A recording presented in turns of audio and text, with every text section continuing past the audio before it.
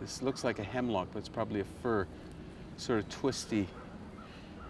And it's interesting because I think that if we were to take that tree away, it would change the entire landscape, and yet it's only one tree, right? It has such a presence.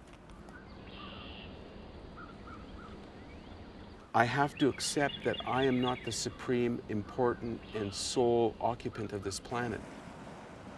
That there is this huge biological diversity that actually feeds me and nourishes me. And without it, I am nothing. I am cold, I am deep space. I'm gone. I'm a barren, rocky planet.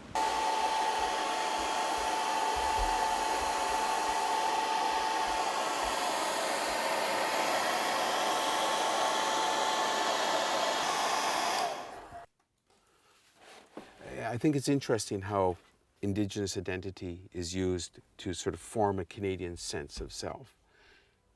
I think it's quite apparent that culture is commodity, culture is currency, that there is a great value to how we present ourselves and define ourselves, and that we can't do that in a fulsome way without using art.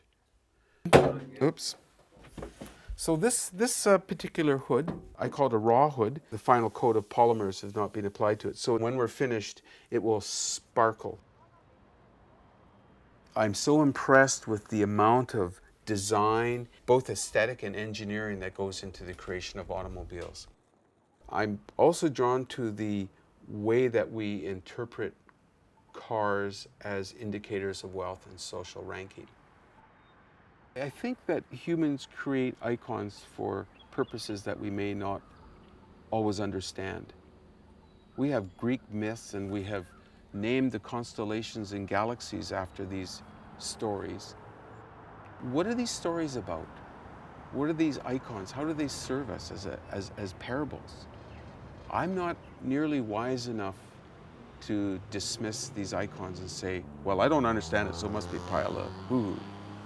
Because they exist, they must serve some good purpose.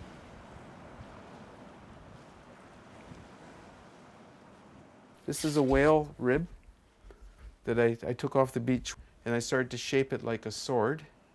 And I use it for poking things around in the studio, keeping order with my whalebone sword.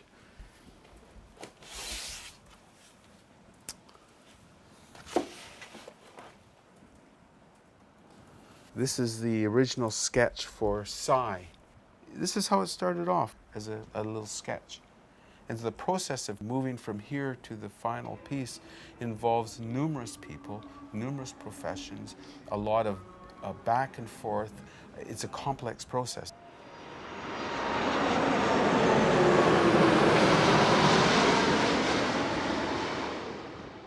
Art is a doorway. It's a frame through a wall. The true meaning found in the art object exists in this invisible space between the object and the observer. And meaning is found in the eye of the observer. How do we welcome people to become engaged in very thoughtful ways, and not simply to accept that the world is a particular way, but for them to enter that great adventure of finding meaning, finding value,